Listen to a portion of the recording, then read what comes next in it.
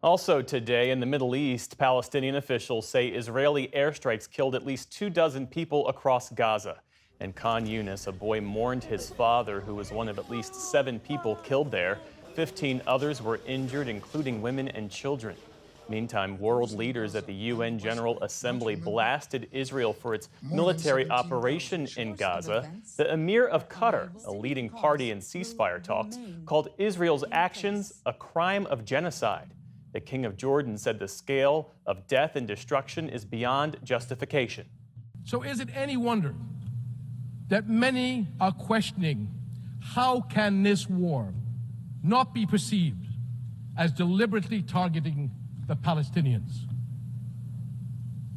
The level of civilian suffering cannot be written off as unavoidable collateral. For his part, Israeli Prime Minister Benjamin Netanyahu is set to address the assembly later this week. At least 2 people have died after what was Hurricane John slammed into Mexico's southern Pacific coast overnight.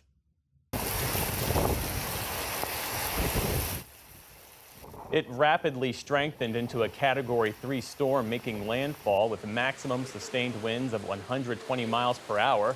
It's since been downgraded to a tropical storm. John is expected to hover over Mexico through the end of the week, bringing torrential downpours, flooding, and landslides. Meantime, Tropical Storm Helene is gaining strength in the Caribbean.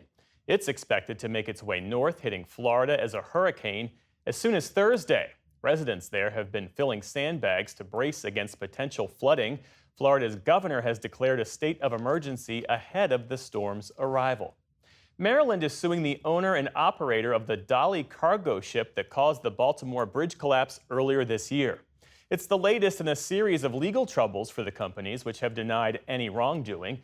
Today's lawsuit is seeking damages related to cleanup costs and rebuilding the bridge, among other expenses. Maryland's Attorney General said that the state's residents should not have to foot the bill for the disaster. The Dolly was not fit to sail that morning. The day before the collision, its electrical system had failed twice. Failures that the ship owners and operator could have and should have fixed to avoid the tragedy. 6 construction workers were killed in the collapse, and trade in the port of Baltimore was held up for weeks.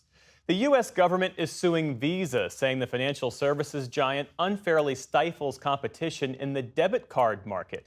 In particular, the Justice Department alleges that Visa penalizes merchants and banks who don't use the company's own payment processing systems.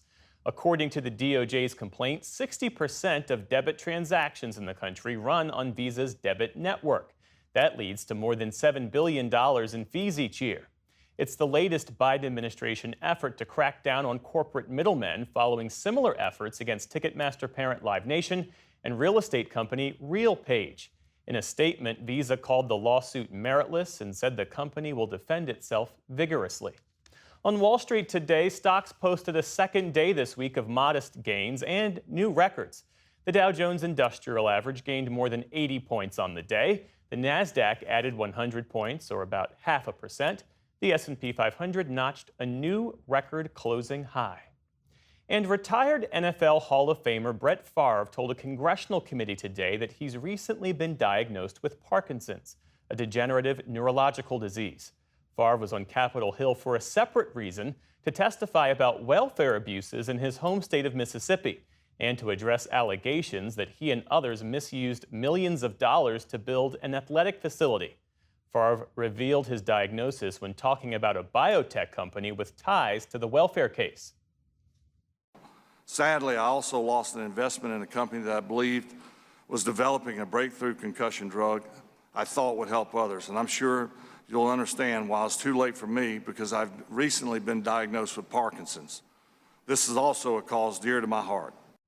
Favre played 20 years in the NFL, mostly for the Green Bay Packers. He did not say whether his Parkinson's diagnosis is connected to his time playing football.